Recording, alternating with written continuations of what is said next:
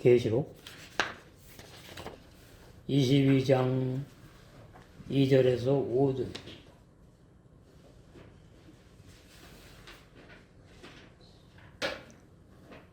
이 절이 어려워요. 번역을 아주 희한하게 70인용 헬라어 계시록 번역 성경으로 해놨기 때문에.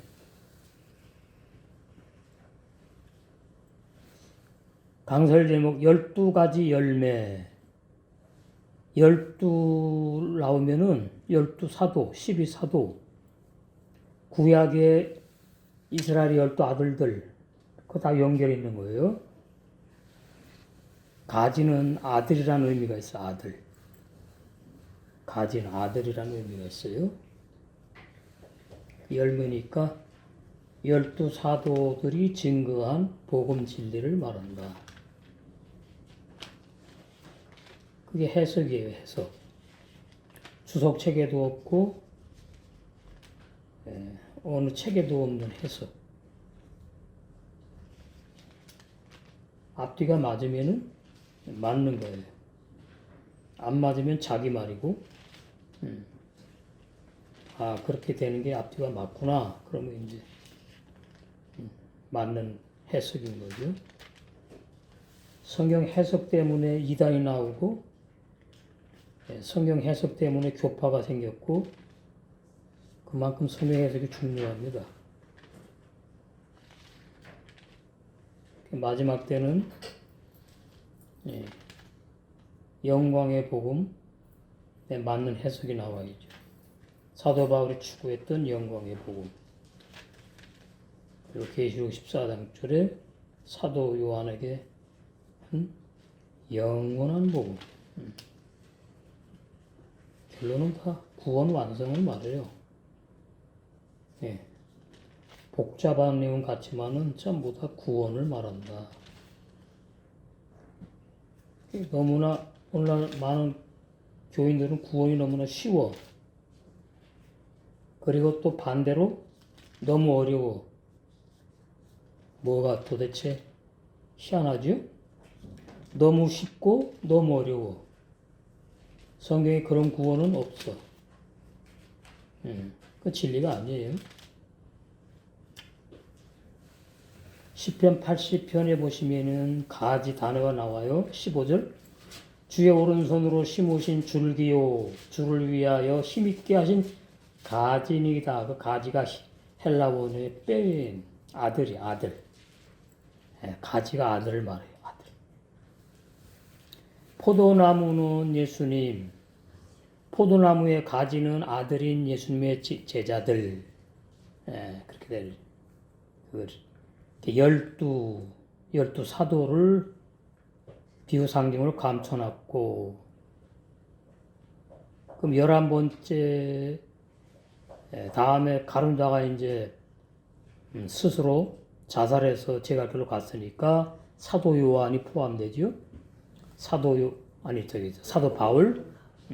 바울까지 해서 12가지의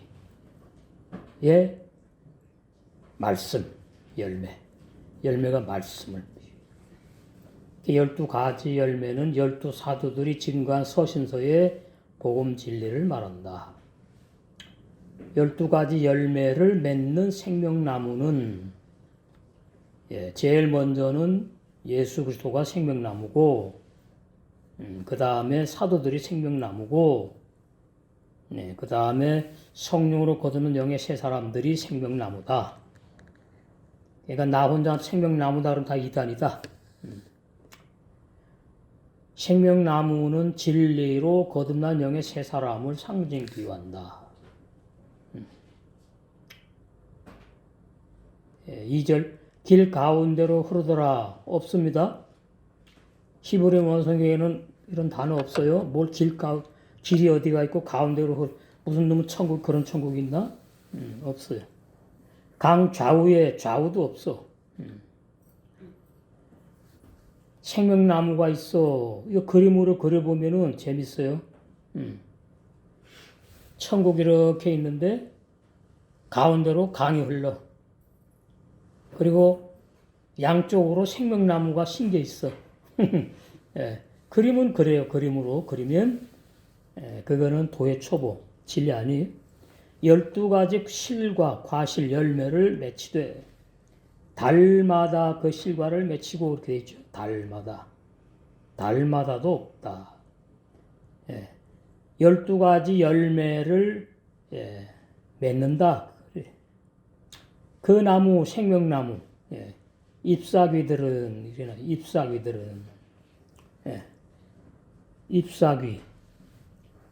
잎사귀는 뭐냐? 그 원어에 보면은 어디 나오나? 잎사귀.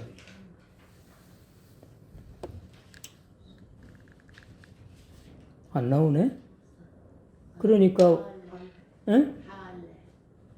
바알레? 그 있구나. 그 잎사귀를 이제 복수로 해놨죠? 그러니까 생명나무 열매가 있고 생명나무의 잎사귀들이 달렸다. 그렇게 번역해 놓은 거예요, 지금. 근데 이것이 사람이 아니다. 이 말이에요. 여기서 70년 헬라 계시록 내용은 그런 거예요. 진짜 생명나무가 하늘나라에 있고 그 생명나무에서 달마다 그냥 12가지 열매가 맺히고 그 다음에 그 생명나무에 잎사귀들이 있대요. 이게 전부 다 어린아이 도유초보예요. 신부단을 못해. 이건 진리가 아니니까. 그러면서 그게 왜 있느냐? 만국을 소송하기 위해 있대. 이게 앞뒤가 안 맞는 거예요. 22장 2절에는 만국 없어요. 다 심판받아가지고 없다고. 존재 못해. 근데 무슨 놈은 만국이 오늘, 전 세계 어느 나라야? 예? 소송한다, 살린다는 얘기지? 없어요. 히브리 원어 성경 계시록 22장 2절에는 그런 의미가 아니에요. 그런 의미가. 그 창세에 보면은 무화과 나무 잎 나오죠. 무화과 나무 잎으로 치마를 해 입었다. 그렇게 나오죠. 몇 년 전에 해가지고 이제 가물가물하네. 무화과 나무 잎을 엮어 7절에 무화과 나무 잎을 엮어 치마를 하였다. 그거는 이제 무화과 열매 없는 인간의 행위, 그것도 다 인간의 행위에 속한 거. 영적 해석이 진짜 뭐 무화과 나무가 있어가지고 그 무화과 나무 잎이 얼마나 큰지 엄청 넓어. 저기 연꽃잎처럼. 연꽃잎 어느 나라 보니까 엄청 크더만. 우산만큼. 그거 다 비유로 감추는 거죠. 다 가릴 수 있다, 뭐, 이제 이래가지고. 근데 진짜 이제 그런 것처럼, 문자 번역은 그렇게 돼 있는 거지. 그렇게 번역을 하면은, 이제 진리에서 벗어난 거죠. 무화과 나무, 이 영적 감추인 깊은 진리가 뭐냐, 그걸 해석을 해줘야 되는 거예요. 오늘 계시록 20장 2절에도 발레 그리고 잎사귀. 근데 이게 또 뭐 위에 뭐 이런 식 이렇게도 돼 있고 4절에 뭐 하여튼 진짜 잎사귀가 아니에요. 다 비유예요. 나무가 있으니까 잎사귀가 있다고 이제 한 거지. 그래서 여기는 이제 그 히브리 계시록 성경에 의하면은 열매와 잎사귀를 이제 이렇게 하는 거죠. 가로로 찢는다 이렇게 되는 거죠. 열매, 생명나무 열매와 잎사귀를 가로로 찧어. 그 약재료. 그 찧어갖고 누구에게 먹이려고 그러느냐 이 말이에요. 그 히브리 원성에 다 있는 거죠. 학고임, 백성들이 가장 신앙이 어려요. 그 성장을 시키는 걸 말해요. 성장. 예. 신부는 완성되었고, 예, 왕들도 이제 신부의 수준은 아니지만 완성된 신앙인데, 이 백성은, 예, 갓 거듭난 어린아이 같은 거예요. 신앙이 가장 어리 하늘나라에서.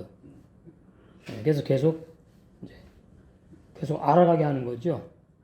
하나님을, 예수님을, 예, 이 하늘나라 영의 세계의 인식을 자꾸 높여가게 하는 거예요. 성장. 수준을 높여가는 거죠. 백성들의 수준을, 신앙의 수준. 그런 내용이에요. 원문 발음과 사전의 뜻을 보시면 우베토크 그리고 예루살렘 중앙에 그걸 갖다가 길 가운데로 흐르더라 뭐 이렇게 해놨어. 참 이러니 사전에도 없어요. 길 가운데로 흐르더라가 없다고 사전에도. 그 사전이 70인의 헬라분의 사전이 아니거든요. 히브리어 아람어 원어 사전이거든. 성경 사전. 거기에 우베도 토크 해놓고 길 가운데로 이렇게 돼 있지 않다고. 우는 그리고란 뜻이고, 베토크 예루살렘 중앙에, 그리고 중앙에 이렇게 놓으면은 더 정확하지가 않아요. 예루살렘 성 신부들, 완성된 신부들 신앙 상태, 거룩한 예루살렘 성 중앙의 한가운데 우베토크 레호브 사람의 영혼을 넓게 하다, 넓게 열다, 새 마음을 열다. 영의 새 사람을 말하죠. 영의 새 사람. 예루살렘 중앙에 그 새 사람의 영혼을 넓게 열고 새 마음을 여는 그런 역사가 있다. 신부의 새 마음, 신부의 새 영과 새 마음, 새 사람, 이거를 넓게 열는, 받아들이는 걸 말해요. 저번에 그 왕래한다는 단어 있었죠. 왕래. 받아들이는 걸 말해요. 사랑에 완성된 신부는 받아들인다. 누구나가 아니고 거듭난 새 생명의 사람들을 받아들인다. 하일 그 성 예루살렘 성, 하는 그거 이르는 성이죠. 벨은 그리고고, 아니란 뜻이세요. 세파트. 예루살렘 성 끝 가장자리가 아닌, 그 말이에요. 중앙에 한나할 그 강이 있다. 밑에 이는 에츠 나무, 생명나무를 말하고 새 사람을 상징해요. 그러니까 창세기에 선악을 알게 하는 나무 생명나무 나오잖아요. 이게 창세기에서 2장, 3장 이렇게 여기 나오는 두 나무, 생명나무와 선악을 알게 하는 나무. 그것은 예수님께서 율법과 복음을 다 선포할 것을 말해주는 거고, 생명나무는 이단들은 그래요. 생명나무는 자기래. 그리고 선악나무는 사탄이래. 오늘 개신교도 그렇게 말하죠. 그거 전부 다 자기 말이에요. 그러니까 생명나무는 복음이고 선악나무는 율법이 아니라 사탄이다 이렇게 나간단 말이죠. 그게 교리예요, 교리. 그렇게 되면은 완전히 구원의 진리에서 떠나버리는 거예요. 그 왜 그러냐니까 성경을 이원론으로 푸는 거죠. 이원론. 좋고 나쁘고 이렇게. 그 안경을 끼고 풀기 때문에 생명나무는 생명이니까 좋다는 거지. 자기 생각에. 그래서 생명나무는 예수님을 상징하고 선악나무는 뭐 사탄 마귀를 상징한다. 아주 쉬운 것 같았고, 쉬운 것 같지만 그것은 마귀를 인정하는 말밖에 되지 않아요. 사탄을 인정하는 말밖에 안 돼.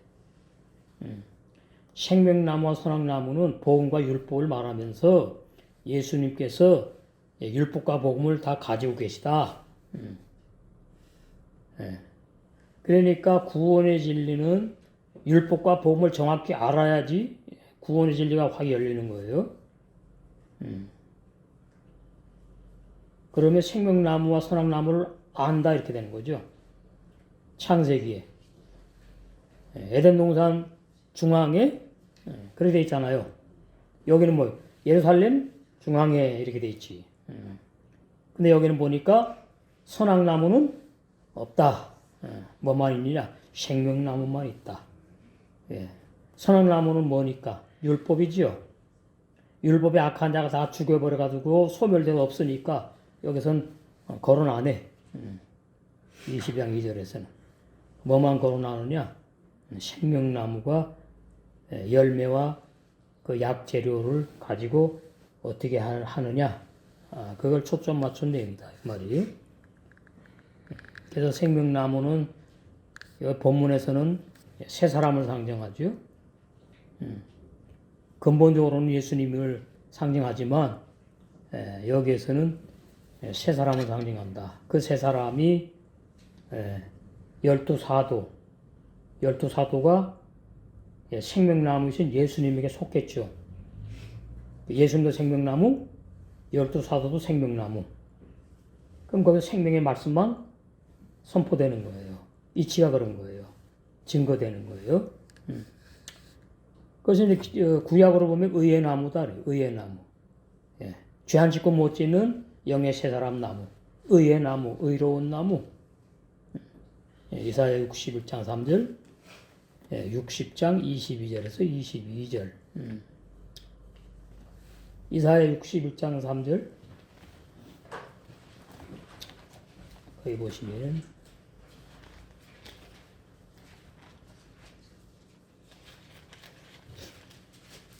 무릇 시온에서 슬퍼하는 자에게 화관을 주어 그 죄를 대신하며, 죄는 죄를 회개할 때 뒤집어 쓰는 걸 말하잖아요. 이건 죄와 상관이 없는 상태를 말해요. 대신에 뭐가 대신하냐 했더니 화관을 줘. 화관. 화관. 영화로운 신부단장은 머리에 쓰는 희락의 기름으로 그 슬픔을 대신하며, 희락의 기름, 진리의 성령의 사역, 찬송의 옷으로 그 근심을 대신하시고. 찬송이 뭐 옷이 있습니까? 이게 다 비유죠. 그러니까 구원받은 사람은 찬송하는 사람이에요. 새 노래를 하는 사람이라고. 새 노래. 그러니까 구원받은 사람의 새 노래를 옷을 입었다 이런 거예요. 그걸 갖다 찬송의 옷으로 뭐 이렇게 감춰놓으니까 이게 뭔 말인지 모르겠네. 옷은 항상 행위를 말해. 행위. 그러니까 거듭난 사람이 구원의 흰 옷을 입었다. 그것은 자기 행위가 아니고 선물로 입게 해준 거죠. 그래서 구원의 생활을 하는 거죠. 구원의 생활. 구원받은 자에 합당한 생활. 옷도 선물로 입혀준 옷이 있고 내 인간의 노력 행위로 만들어서 입은 옷이 있다. 옷도 두 종류. 그래서 이사야서에 나오죠. 그 64장에 나오죠. 6절에. 대저 우리는 다 부정한 자 같아서 우리의 의는 다 더러운 옷 같으며, 우리의 의, 인간의 의, 인간의 행위, 인간의 선, 이런 거. 다 불법이에요. 악한 자에서 나오는 거라고. 더러운 옷 같으며. 이 사람 죄인. 우리는 다 쇠폐함이 잎사귀 같으므로 우리의 죄악이 바람같이 우리를 몰아가나이다. 심판받는 거지. 그 61장 하반절 이제 봐요. 그들로 의의 나무 나오죠. 의의 나무. 곧 여호와의 심으신 바 그 영광을 나타낼 자. 예. 영의 새 사람. 성령으로 거듭난 영의 새 사람이라 일컬음을 얻게 하시려 하심이니라. 신약의 구속사 의미로 해석을 해야 돼요. 의의 나무가 이게 뭐 비유지 무슨 진짜 의의 나무가 어디가 있습니까? 나무는 사람을 비유하니까. 의로운 사람. 그러면 죄 안 짓고 못진 영의 새 사람을 말하는 거지. 그렇게 자연스럽게 물 흐르듯이 해석을 해야 된다 그 말이에요. 그 목자의 신앙의 분량에 따라서. 이사야 60장 21절에서 22절. 내 백성이 다 의롭게 되어, 예, 거듭난 영의 새 사람을 말해요. 영영의 땅을 차지하리니, 이 지구 땅이 아니에요. 가나안 복지 땅이 아니라고. 예. 이 구약에는 다 이런 식으로 해놓은 거예요. 눈에 보이는 것으로 다 번역을 해놨다고, 문자 중심으로. 신약으로 오니까 예, 심령 천국 완성을 말하는 걸 해석을 해야 돼요. 그들은 나의 심은 가지요, 그죠? 아들이 아들. 하나님의 아버지고 영의 새 사람의 아들이니까. 나의 손으로 만든 것으로서 나의 영광을 나타낼 것인즉 그 작은 자가 천을 이루겠고 그 약한 자가 강국을 이룰 것이라. 때가 되면 나 여호와가 속히 이루리라. 이렇게 이게 이제 이사야 60장 1절부터 시작되잖아요. 쿠미오리, 예, 여자여 일어나라 빛을 발하라. 신부여 일어나라 빛을 발하라. 이런 내 빛이 이롭고 여호와의 영광이 내 위에 임하였음. 그러면 영광의 복음이 열린 거예요. 예? 진짜 무슨 여호와의 영광이 임하고 어쩌고 꿈 같은 얘기 하면 안 돼. 여호와의 영광이 임하였고, 예, 내 빛, 이제 내가 빛을 발할 때가 되었다. 일어나서 사역해라. 예, 영광의 복음 내용을 이제 깨닫게 해주고 믿게 해주셔가지고 사도 바울이 추구한 그걸 증거하게 하는 걸 말해요. 그런 내용이라니까. 구약이 어려운 것은 이렇게 문자로 혼란스럽게 번역이 돼 있기 때문에 어려운 거예요, 구약이. 뭘 말하는지 잘 몰라. 알 것도 같고 모를 것도 같고 막 이래. 그리고 구약에서 우리가 알아야 될 것은 그 뭐 역사적인 것은 하질 않잖아요. 그 할 시간도 없고 역사적인 거 그거는 이 주석 관주 성경 보면 다 나와. 몇 년 몇 월 며칠 누가 어쩌고 저쩌고 그건 몰라도 되는 거예요. 그거는 그런 것은. 진리하기도 바쁜데 그게 진리라고 막 그런 식으로 그렇게 배웠기 때문에 주입식으로 배웠기 때문에 신학자들이 그렇게 가르쳤고 그러니까 그 배운 주의 종들이 또 그런 식으로 이제 그러는 거예요. 그런 식으로. 그렇게 되면 이제 성경에서 중요한 진리 다 벗어나게 돼요. 그냥 상식적인 거, 그 진리를, 그거 다 배우고선 지나가는 걸로 돼버려요. 그러니까, 구약에서 반드시 알아야 될 것은, 네, 율법 10계명을 누구에게 주었느냐? 예. 이 계명의 책이니까, 신약은 세계명의 책이고, 구약은 옛계명의 책이잖아요. 옛언약이고 구약은 신약은 새언약이잖아요. 그거를 집중적으로 알아야 되는 거예요. 예.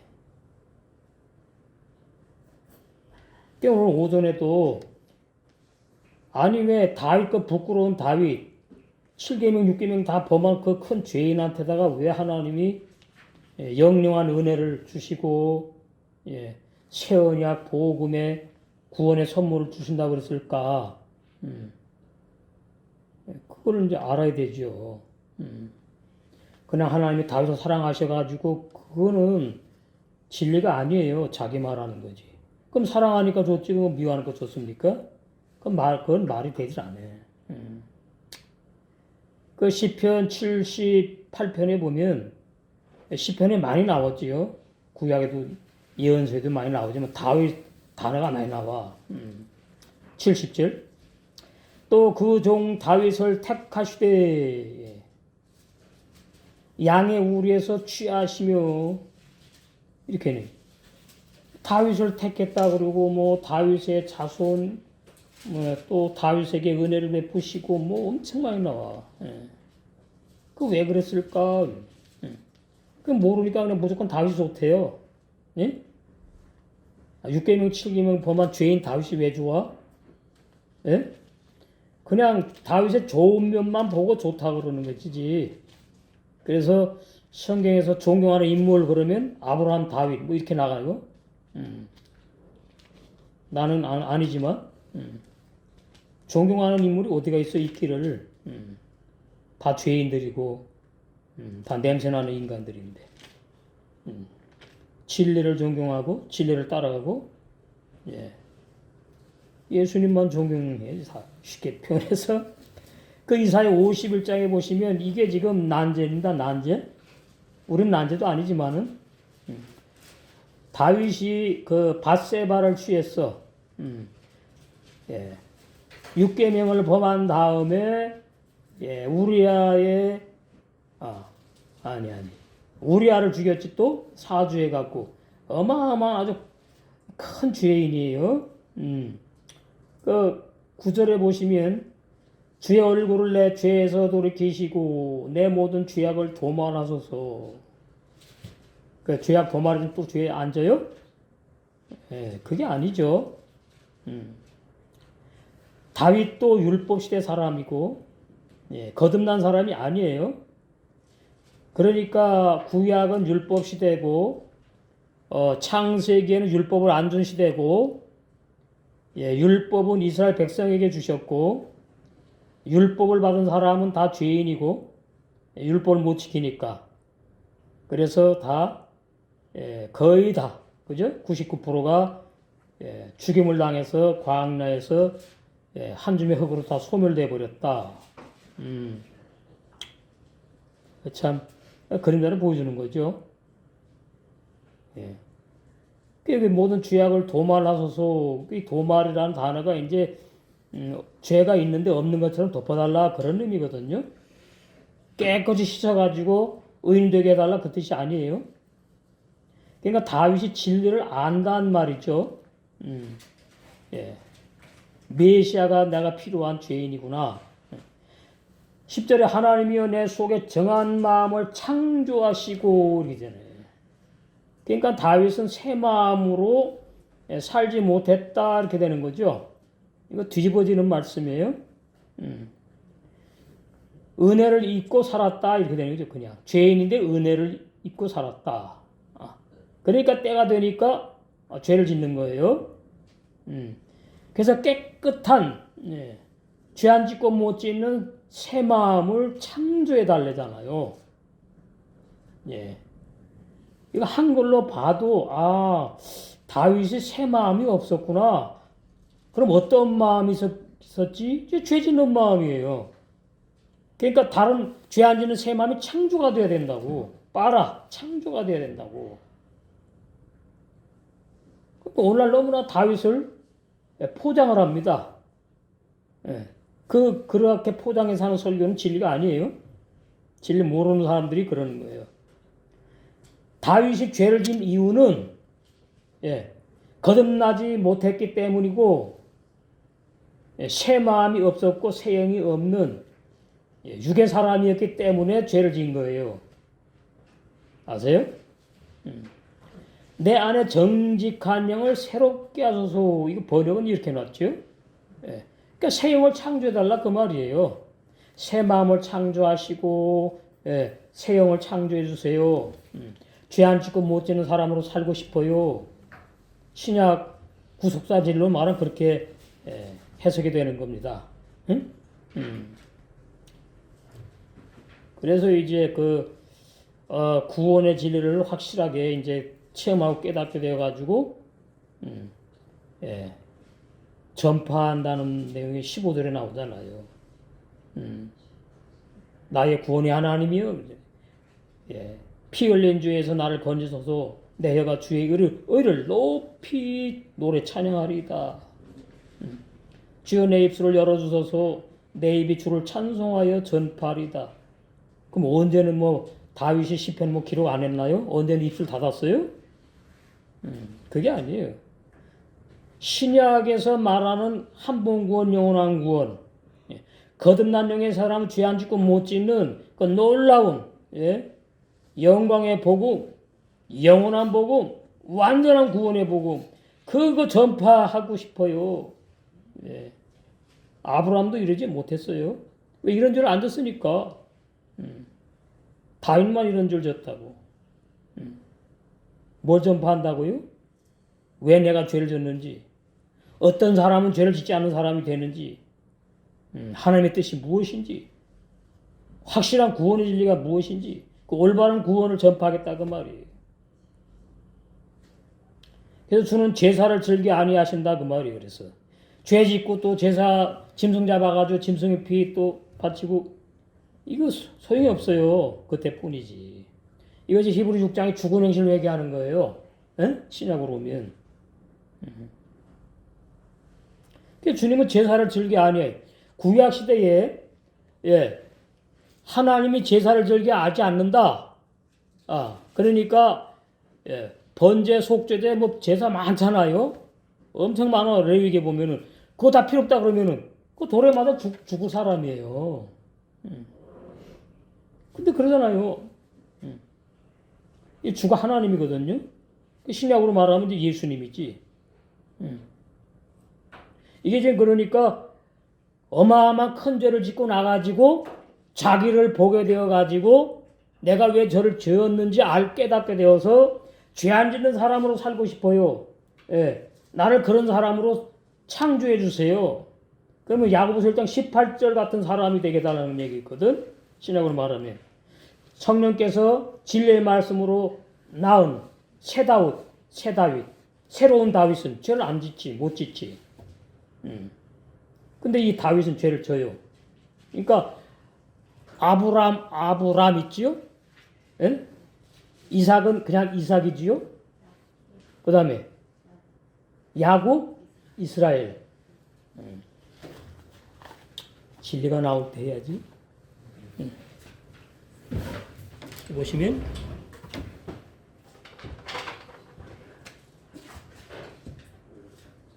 맨 처음에 아브람이죠. 아브람. 이게 죄인이에요. 아브라함이 이게 의인이에요. 의인을 말하는 거예요. 우리가 많이 들었으니까. 그러니까 다른 사람이 아니야. 맨 한 사람이라고. 그죠? 맨 한 사람이야. 구약에 이렇게 말해요. 한 사람을 의인, 죄인 이렇게 말해. 이런 거 못 알아들어. 그냥 아브라함이 사람인데 죄를 안 져가지고 의인이고 뭐 이런 식으로 그건 진리가 아니에요. 사람의 계명 학설이지. 그 다음에 이제 이삭에 오면은 이건 또 그냥 하나야. 그러면 이삭이나 아브라함이 딱 육의 사람이거든요. 근데 그럼 이삭은 왜 그럼 하나냐? 이삭이 열매잖아, 열매. 누구의 열매예요, 여기? 아브라함의 열매지. 백세. 신앙이 완성되는 걸 말해주면 백세에 얻은 아들. 그래서 아브라함이 하나님을 상징한다 이렇게 되는 거죠. 갈라디아 3장에 아브라함이 복음을 전하사 이렇게 나오죠. 그러니까 이 열매는 나쁜 열매가 없어. 그러니까 이삭은 이게 옛사람인지 새사람인지 없어요. 그럼 왜 그러느냐? 첫 번째, 이삭이 예수님 상징하죠. 육신을 입으신 예수님.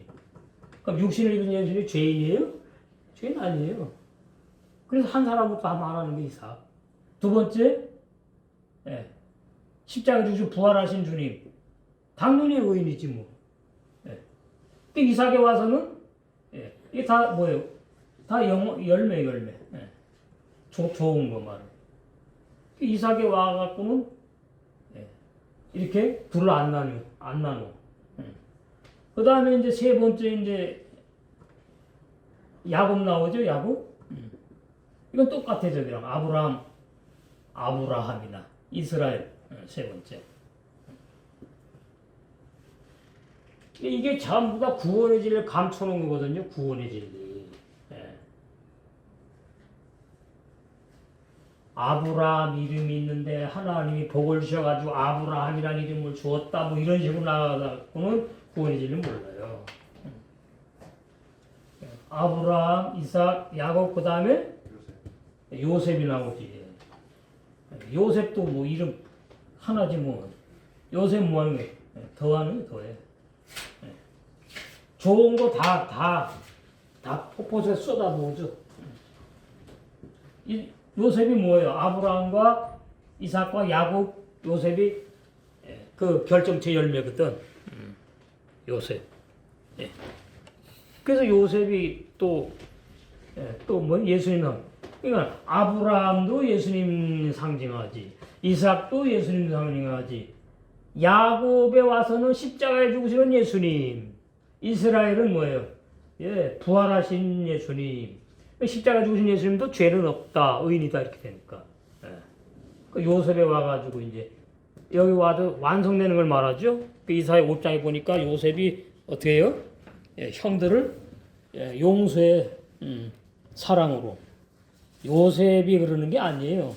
요셉을 통해서 사랑의 열매로 완성되는 신앙을 보여주는 거다 그 말이지.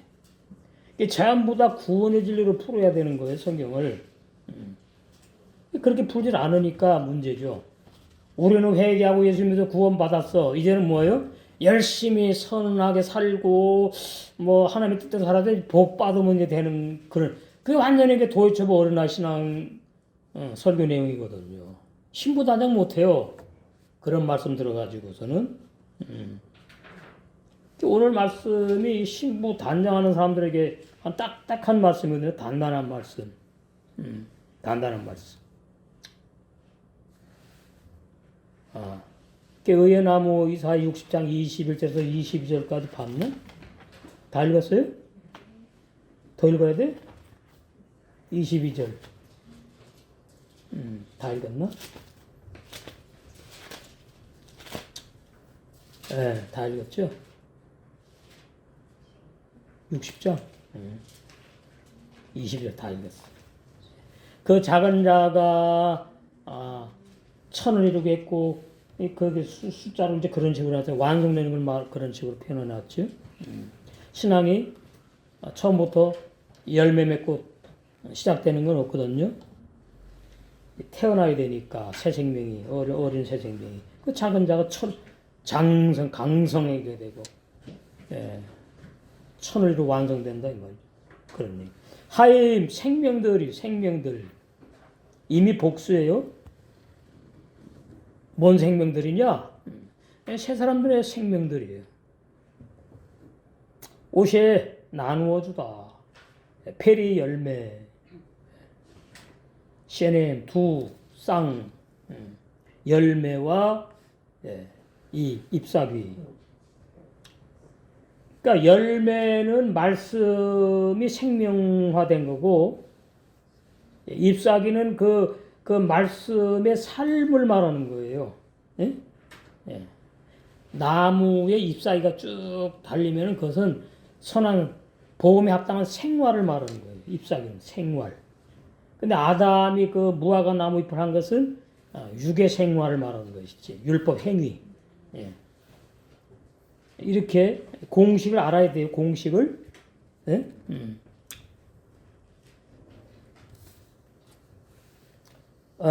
이사야 50장 더 해야 되겠네. 하다 말았네. 16절 주는 제사를 구약의 짐승 제사를 즐겨 아니하시나니 그렇지 않으면 내가 드렸을 것이라. 주는 번제를 기뻐 아니하시나이다. 이게 구약 율법 완전 뒤집는 말이거든. 이게 제사 제도를 말이 안 되는 거지. 근데 시편이란 말이죠. 이게 지금 시편. 시편이 어려운 것은 함께 있어요. 율법적인 내용과 복음 내용이 막 섞여 있단 말이에요. 하나님이 구하시는 제사는 상한 심령이라. 예, 내가 죄를 불러서 회개시키러 왔다 그 말이에요. 예, 하나님이 구하시는 제사는 뭐냐니까 내가 죄인입니다. 그러니까 그 죄를 갖다가 죄를 용서해서 의롭게 만들어주는 것이 아니고 예, 내가 죽을 수밖에 없는 죄인이군요. 그걸 말하는 게 상한 심령. 내가 아무리 주님의 뜻대로 살려고 해도 안 되기 때문에 거기에서 오는 딜레마, 거기서 오는 그 마음의 상처, 상심, 죄책의식, 정죄의식, 죄책감, 이런 거 다 복합적으로 상한 심령. 브로큰 하트라 그러죠. 깨진 마음. 더 이상 어떻게 할 수가 없어. 그런 사람을 원하는 거예요. 그러니까 바리새인들은 예수님 원하지 않아요. 의인이라 그러니까. 자칭 의인 안 오네. 그러면 신약의 세계명 생활하는 사람들은 뭐냐? 그게 문제예요. 나는 세계명 생활하는데 너는 왜 안 해? 그거 아직 아니에요. 세계명 사랑의 생활하는 사람은 다른 거 안 봐요. 나 행복하면 끝이야 그냥. 나는 하는데 너는 왜 안 해? 그거지 않아요. 그거는 아직까지 때 묻은 사랑이에요. 여러분 사랑을 눈치 보면서 합니까? 사랑을 이젠 해야지. 시간 정해놓고 그러나 시도 때도 없어. 삶이 사랑의 삶이에요. 영의 세 사람의 삶이 사랑의 삶이라고.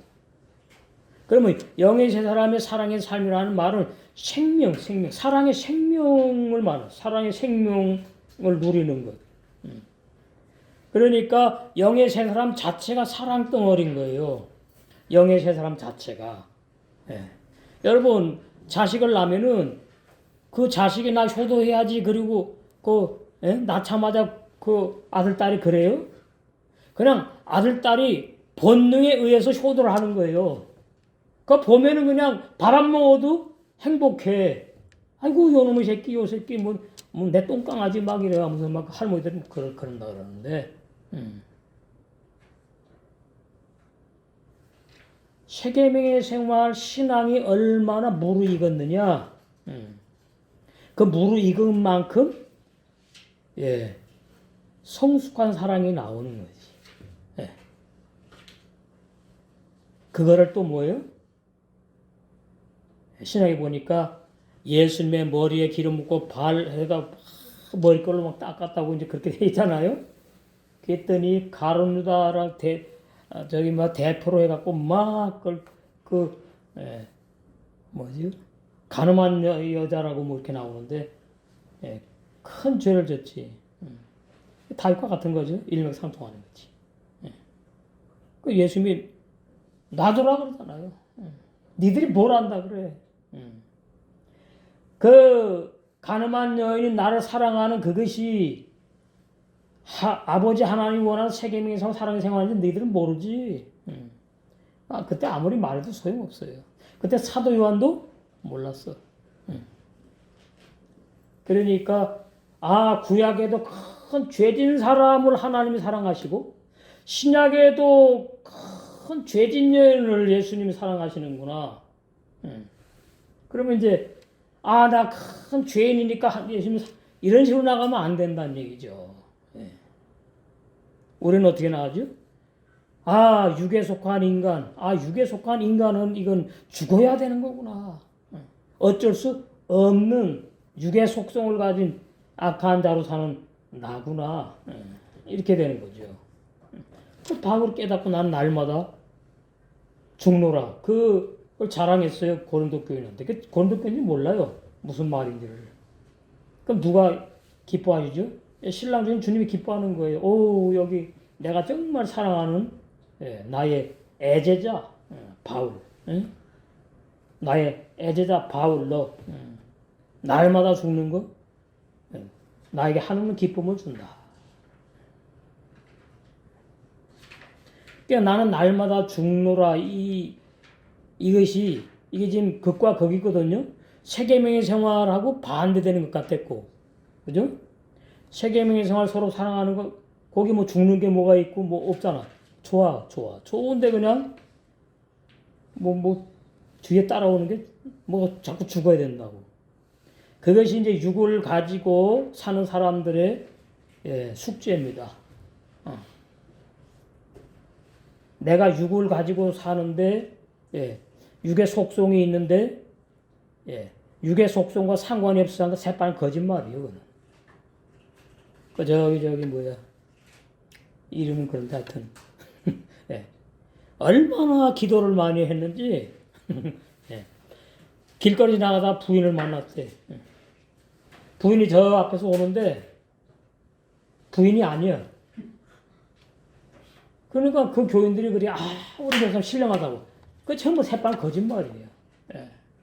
뭐가 부인이 아니기를. 자기가 그렇게 말을 하는 거지. 그러니까 자꾸 뭔가 이 육이 영이 되려고 그래. 육이 거룩하려고 그래요. 그게 고행주의예요. 그게 비진리입니다. 육은 육이에요, 항상. 근데 그 육이 어떻게 나타나? 악한 자를 통해 나타나거든. 그 바울은 거기서 무너지는 거죠. 저도 마찬가지예요. 내가 죽어야 하는데, 그런데 안 죽어. 내가 죽어야지. 난 날마다 바울처럼 죽어야지 했는데 금방 살아서 확 올라와. 그게 육이에요, 육. 그걸 합리화하면 안 돼. 인정을 하고, 아직 내가 어리구나. 아직 내가 진리 가운데 다름을 덜 받고 있구나. 이 무릎을 꿇어야 되는 거예요. 그럼 뭐 사람이 그렇지, 뭐 사람이 어떻게, 그러면 안 되는 거예요. 그거는 본인이 하는 거죠, 본인. 뭐 아내나 남편이 하는 게 아니고 본인 각자마다. 날마다 내가 죽지 아내가 죽어요? 남편이 죽어? 아니에요. 아내도 날마다 죽고 남편은 날마다 죽고 각자 신앙생활은 각자입니다. 그러니까 날마다 죽을 때에 거기에 사랑의 꽃이 피 열매 맺는 거예요. 그러니까 한빛교회 공동체는 마찬가지예요. 우리가 얼마나 일주일 동안 죽는 삶을 살았느냐, 거기에 따라서 분위기가 달라요. 주일날 느낌이 달라. 말로 표현할 수 없는 근무. 뭔가 이렇게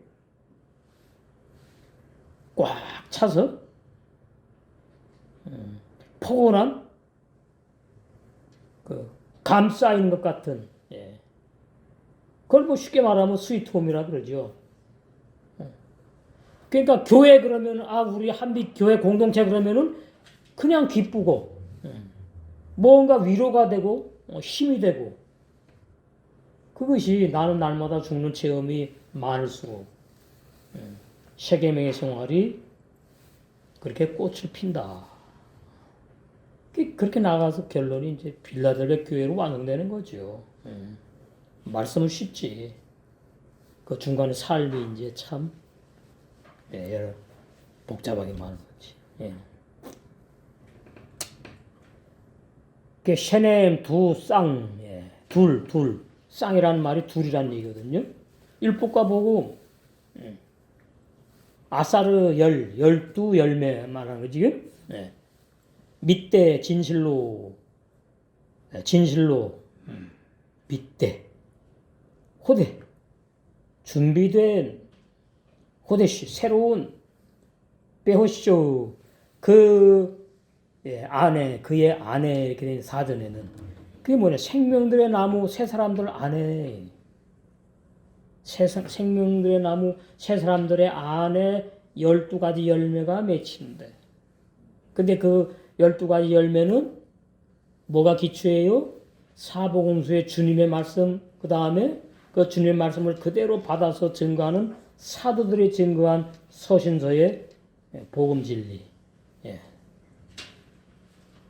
말하는 거죠. 이텐 주다. 그걸 줘야 되는 거죠.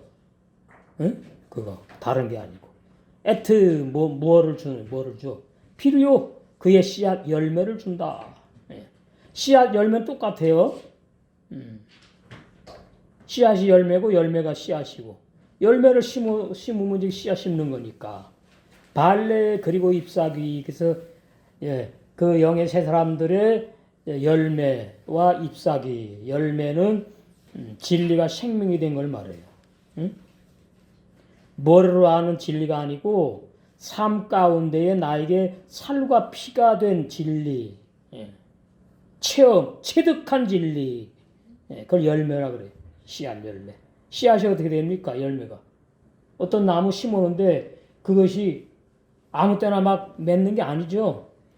1년, 몇 년, 시일이 필요해, 시간이. 그래서 딱 맺는 결정체잖아. 그리고 잎사귀는 복음에 합당한 생활, 세 사람의 생활. 그러면 결론은 세 계명의 생활이고 서로 사랑하라. 그걸 말해주는 거죠. 하였지 그 나무. 그러니까 이게 비슷비슷한 단어가 있는 거지요. 비슷비슷하게. 하였지 그 나무. 이 생명나무 말이에요. 세 사람을 상징한다. 하가 그니까. 엣즈 나무. 구약에도 있고 나무가 저기 마태복음 7장에 제일 잘 나오죠. 사람을 비유하는 게. 제 말이 아니고. 마태복음 7장에 잘 나오잖아. 그러시면은 16절 그의 열매로 그들을 알지니. 그러면은 종의 생활로 종들을 알지니 이렇게 설교하는데 그거는 진리가 아닙니다. 여기서 열매는 생활을 말하는 게 아니에요. 설교 내용이 진리냐 아니냐를 말하는 거예요. 그 종이 사역자가 그 목사가 설교하는 내용이 열매가 진리냐 아니냐. 진리면은 참종으로 알 것이고 비진리면 거짓종으로 하는 거예요. 가시나무에서 포도를 가시나무가 그러니까 거짓종을 말해요. 비진리를 증거한 비진리 다른 복음을 증거하는 거짓종. 가시나무에서 포도를 딸 수가 없지. 엉겅 귀에서 무화과 못 따지요. 가시나무에서는 가시에 해당되는 가시나무 뭐 열매 또 있나 모르겠는데 하여튼 거기에 해당되는 열매만 맺히는 것이고 엉겅 귀에서 가시만 또 이와 같이 좋은 나무마다 좋다는 말은 토부인데 토부 선하신 분은 하나님밖에 없다 예수님이 그랬죠. 그 말씀이 선한 거예요. 말씀이 율법도 선한 말씀, 복음도 선한 말씀. 좋은 나무마다 아름다운 열매를 맺고 못된 나무가 이런 식으로 해놓으니까 이 비유가 어려운 식으로 돼 있어. 좋다고 나오면은 복음의 종의 설교를 말하고 나쁘다고 나오면 나쁜 열매 나오면 거기 다른 복음을 말하는 거예요. 그래서 종을 분별해라 그 말이거든요. 지금 말씀이 18절에 좋은 나무가 나쁜 열매를 맺을 수 없어요. 그리고 못된 나무가 복음 설교를 못해 할 수가 없어. 좋은 나무는 율법 설교를 할 수가 없어. 율법을 밝히는 거지. 율법을 지켜라 이렇게 설교 안 한다 그 말이에요. 못된 나무는 거짓종은 뭐예요? 세 계명대로 살아라. 자기도 못 살면서 그리고 십계명 율법 지켜라 뭐 이런 식으로. 그게 다 이제 거짓 설교라고 말이에요. 거짓종. 아름다운 열매를 맺지 아니하는 나무다 지켜 불에 던지우니라. 염소를 또 말하죠. 마태복음 25장에 형벌 받는 거. 이러므로 그의 열매로 주의 종들의 설교 내용으로 그 종들을 알리라. 그러면서 이제 21절부터 쭉 가면서 결론은 이제 뭐예요? 좋은 종, 주님의 복음의 종은 빼놓고 이제 불법을 행하는 종 내용만 나오죠. 불법을 행하는 자들아 내게서 떠나가라 하리라.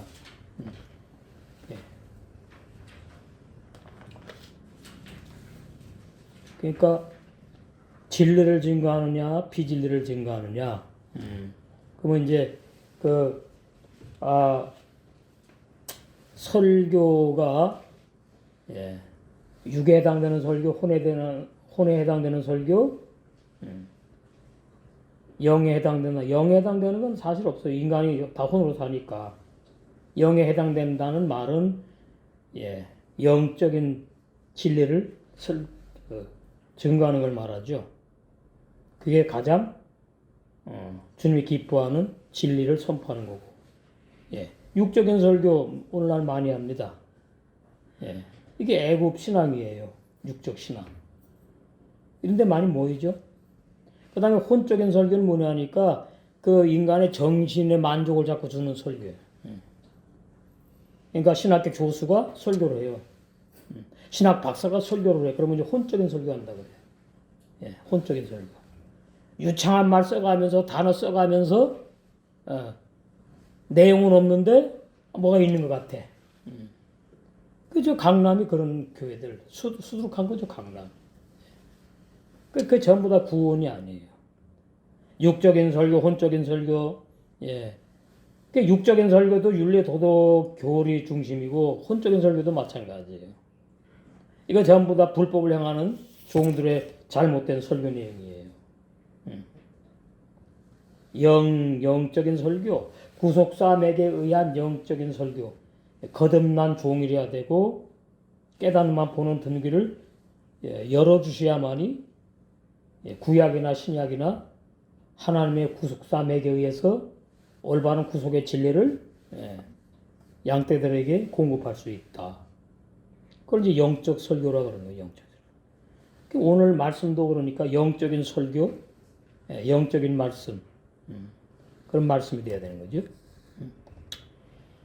하엣 그 나무 했죠. 생명나무 세 사람 장명하고 레테루파트 가루로 찢다.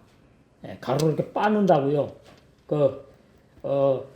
한의원이나 저기 어디 모르겠네 지금.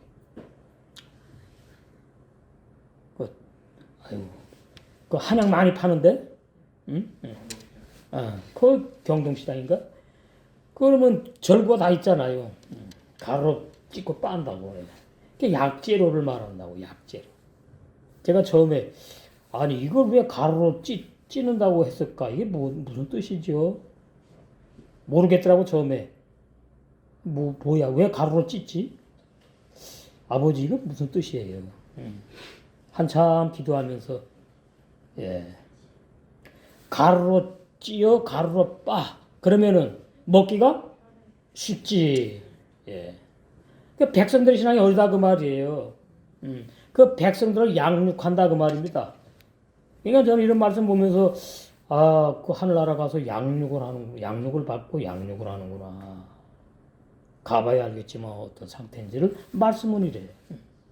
가루로 찢고 가루로 빻고 하는 것이 약재료를 말해요. 그 에스겔 47장 12절 거기 나오죠.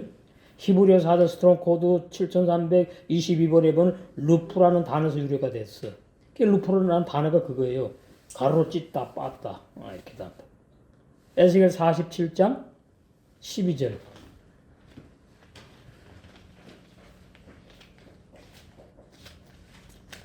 오늘 단단한 말씀이에요. 단단한 말씀.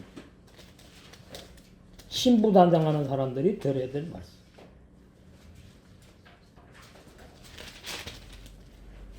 광좌우가에는 여기도 이렇게 번역해 놨잖아요. 응? 광좌우가가 없는데 응? 오늘 계시록 보니까 강좌우가에는 각종 먹을 실과가 자라서 이것에 기초해 가지고 계속 20장 이들을 번역한 거거든요. 그러니까 이 에스겔도 뭐예요? 70년 헬라 번역 성경 번역 그대로 한 거고 계속 20장 2절도 마찬가지고. 그러나 성령의 감동으로 기록된 히브리 원어 성경은 그렇지 않다. 진리는 그렇지 않다. 각종 먹을 실과가 자라서 그 잎이 시들지 아니하며 실과가 끊치지 아니하고 달마다 나오죠. 새 실과를 맺으리니 그 물이 성소로 말미암아 나옴이라. 그 실과는 먹을 만하고 그 잎사귀는 약재료가 되리라. 이렇게 해놨어. 어디서 나온다고요? 응? 어디서? 성소. 구약이니까 이제 이렇게 성막을 비유해서 말한 건데, 신약으로 말하면 예루살렘 성 중앙에 보좌가 있어. 하나님의 보좌, 어린 양의 보좌. 거기에서 나온다 그 말이에요. 생명나무 열매, 영생하게 하는 진리가. 당연히 그렇죠. 주님에게서 나오는 거지. 그걸 이제 이 영의 세 사람들이 먹고 성장에 자라가지고서는 백성들에게 약재료로 이게 사랑의 생활이에요. 공급하는 걸 말이에요. 올바른 주에 계시록 22장 1절에 천사가 영의 세 사람 요한의 영안을 열어서 하나님과 어린 양의 보호자로부터 나온 수정같이 맑고 투명하게 빛나는 생명들의 강물을 보게 하였고, 그 강 끝 가장자리가 아닌 예루살렘 성 중앙에 생명나무 위의 나무 이 세 사람들의 생명들인 12가지 열매인 진리들을 나누어 주려고 백성들에게 새 영과 새 마음을 넓게 열었다는 뜻이다. 이게 사랑입니다. 뭐가 사랑이냐? 그러니까 그 육적인 설교, 혼적인 설교하는 데는 인간의 감정을 자꾸 이렇게 그 사람의 감정을 이렇게 건드려줘요. 가려운 데를 긁어준다는 얘기죠. 그러면은 그 사람이 나와가지고 진리를 받아들일 줄 아는데 아닙니다. 그래서 진리를 증거하는 곳은 뭔가 좀 딱딱한 게 있어. 물론 뭐 나오면 반갑게 맞이해주고 진짜 환영을 하죠. 그게 한두 번이지.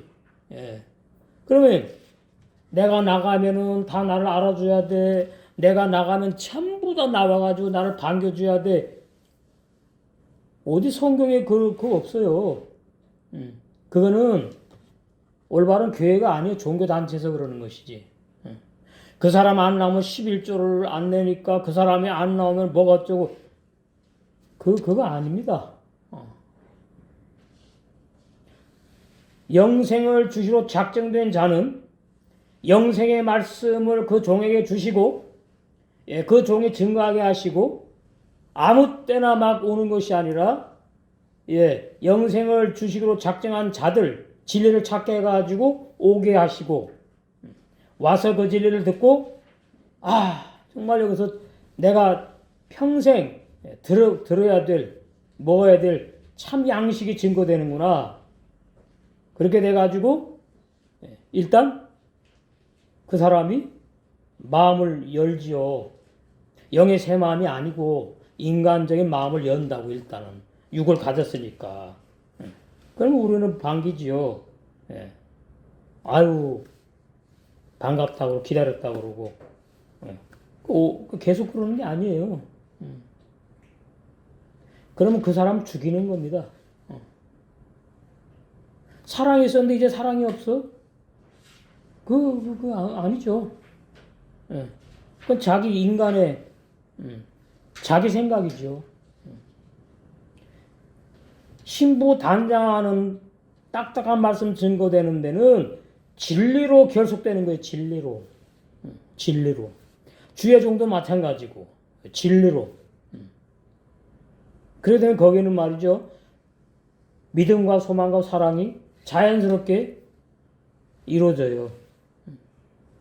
그래서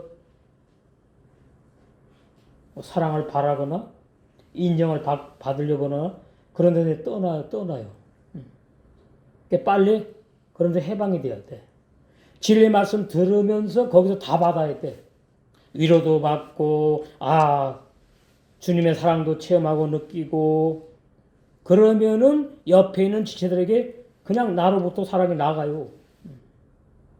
나는 한 몸의 지체구나 돼 그냥. 그럼 거기에 뭐 문제가 있고 거기에 무슨 부족한 거 없어요. 그걸 알기 때문에 정말 진리를 찾는 사람, 진리가 증거되니까 그런 사람들을 벌떼와 곤대와 같이 주님 인도해 주세요. 그러는 거죠. 내가 인간적인 노력으로 붙잡아 놓으려고 막 그래도 되는 게 아니에요.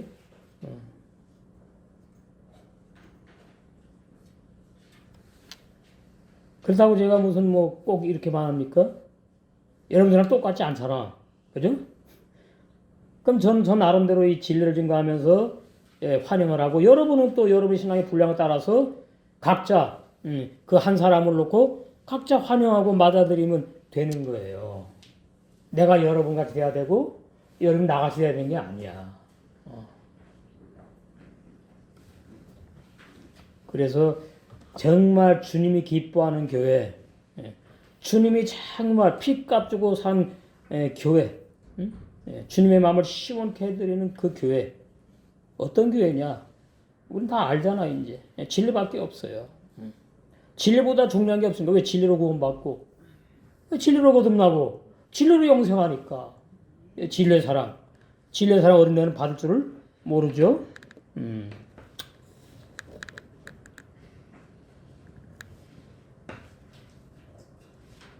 그래서 듣는 귀가 어눌하여 청년 수준의 깊은 진리인 단단한 식물 양식을 잘 먹지 못해 백성의 이 수준의 신앙 소화하지 못하는 신앙이 어린 백성들에게 생명나무의 씨앗, 영과 생명의 말씀과 잎사귀, 복음질 합당한 믿음의 삶, 약재로 사용하려고 가로찍고 빠는 거죠.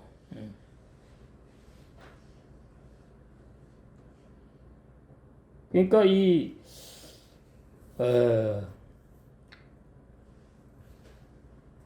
망하는 곳에서 참 깊고 높고 신부다당하는 제대로 된 진리를 증거한다면 그러면 참 좋을 텐데 이게 아주 드물어요. 드무니까 어디에 귀가 밝으냐 하면은 일단 보이는 것에 밝은 거예요. 저도 그걸 아니까 뭐 올래 모르고 말래 말고 저 그러지 않잖아요. 밖에 나가서 기다리기도 하고 오면은 반가이 맞아주고 더 이상 저는 뭐 할 게 없어. 그리고 어떻게 진리만 증거하면 되는 거예요. 여러분 나름대로 또 환영해주고 기도하고 또 맞이해주고 그래서 이제 사랑, 이거 진리 안에서 이렇게 되어가는 거죠. 한 몸이 되어가는 거지.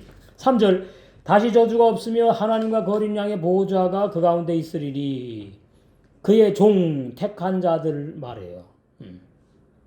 종이 아니에요. 이 계시록 20장에 와서는 종이니 아들이니 뭐 이렇게 표현 안 해. 택한 자들이 택한 영의 세 사람들 그를 섬긴다. 그러니까 이제 종이라고 해놓은 건데 달라요 차원이.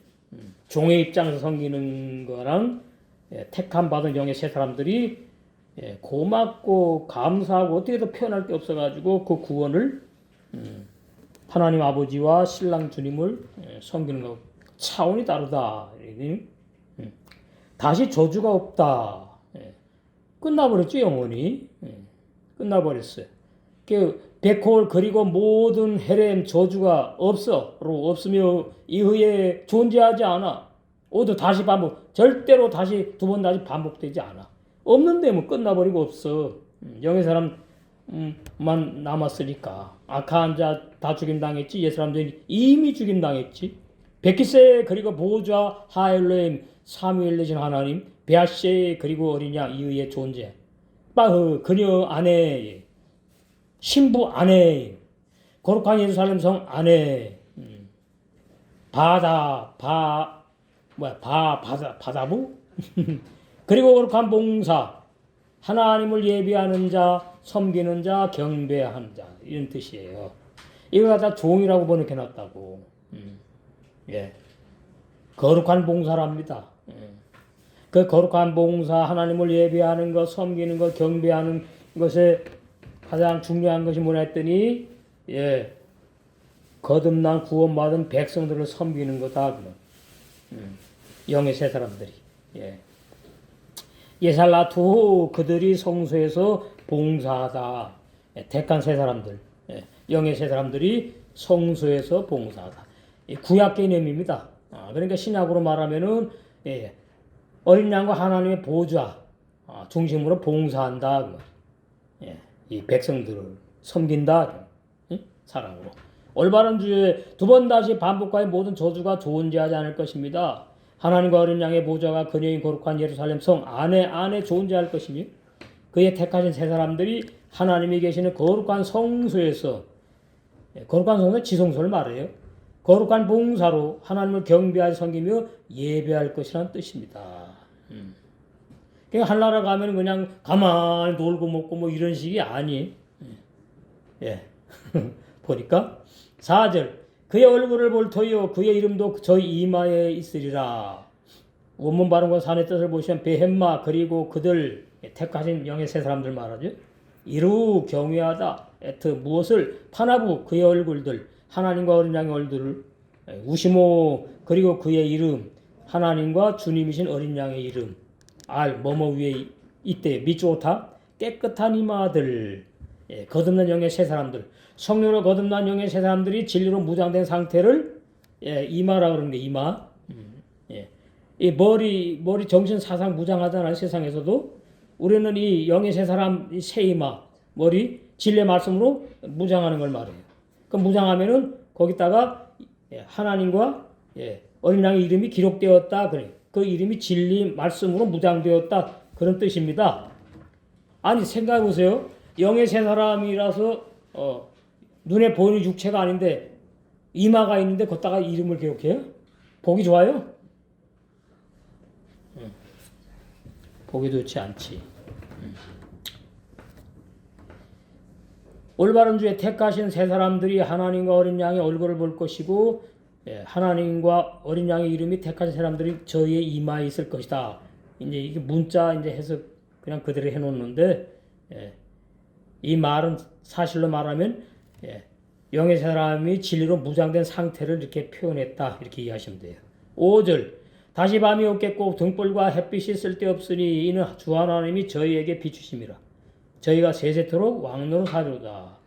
원문 발음과 산의 뜻을 보시면 베라엘라 그리고 밤 고난 역경의 밤 신앙의 밤을 말하죠.